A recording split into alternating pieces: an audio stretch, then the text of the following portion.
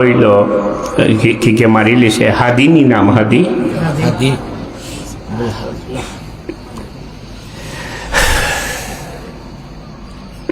হাদি হাদি অর্থ লিডার হইতে পারে, হাদি অর্থ পথ দেখার হইতে পারে। এই ছেলেটায় চাইছিল বাংলাদেশটা দুর্নীতিমুক্ত হোক, তার স্বপ্ন আছিল ভবিষ্যৎ বাংলাদেশটা হোক। আমি কোনো দল করি না, কোনো দল করি না, কোনো দলটা কেয়ারও করি না, কোনো দলও করি না। বাংলাদেশ ভবিষ্যতে দুর্নীতিমুক্ত, তার জীবনটা দিয়াও হে চেষ্টা করছে, চেষ্টা করিয়া গেছে যে এই দেশের ভবিষ্যৎটা উজ্জ্বল হোক, সমস্ত ধরনের সব ধরনের দুর্নীতিমুক্ত দেশ হোক, শোষণমুক্ত দেশ হোক, জুলুম নির্যাতনমুক্ত দেশ হোক, মানুষ জুলুম নির্যাতন ইত্যাদির থেকে বাঁচুক।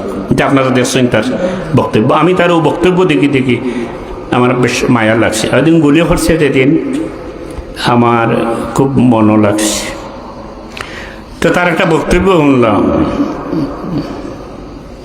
হে খোর আপনারাও শুনছেন যে আমি স্বপ্ন দেখি মিছিল লইয়া দেয়ার, মিছিলের আগে আমি এই দেশের লাগিয়া, এই মানুষের লাগিয়া আমার এই গুলি খরা হয়েছে, গুলি খরিয়া আমি গুলি খাইয়া আমি মরি দিয়ার, তখন আমার মনে হয় যে আমি মরিয়া বেহেশত যাইমু এবং হাসি মুখে আল্লাহর কাছে যাইমু, শহীদ হইয়া আল্লাহর কাছে যাইমু।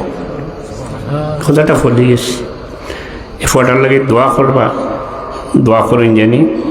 এটা ভালো, খুব ভালো মনের একটা ছেলে, খুব ভালো মনের একটা ছেলে। আমি তো এতটুকু আকৃষ্ট তার ভাই হয়েছি।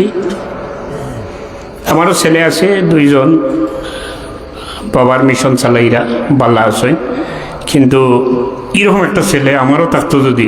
আর এইভাবে রাস্তা ওই এইভাবে তারে এই মিশন লইয়া হে দেশের মানুষের লাগিয়া নির্যাতিত, নিষ্পেষিত, অবহেলিত মানুষের দিশারি হিসেবে কাম করিয়া গেছে। আমার এই ধরনের একটা ছেলে থাকতো, এইভাবে গুলি করি কেউ মারতো, থইলে আমি গর্বিত এক বাবা হইলাম, মনে আমি গর্বের সাথে হইলাম, মনে আমি সেই বাপের, সেই ছেলের বাপ, সেই হাদির বাপ আমি হইলাম মনে। আমার বালা মানুষের মূল্যায়ন এই দেশে না, এর লাগে এই দেশ আগাইতে পারে না। মারা হইছে একমাত্র কারণ তার মাঝে এত বেশি গুণ হয়েছিল যে গুণ সহ্য করতে পারছে না। দালাল হলে যে গুণ সহ্য করতে পারছে না, এই দেশে তারা ধ্বংস করতে চায়, তারা এরাই মারছে। যে কোনো লীগের মানুষ, আপনারা কয়টা কথা কইলাম,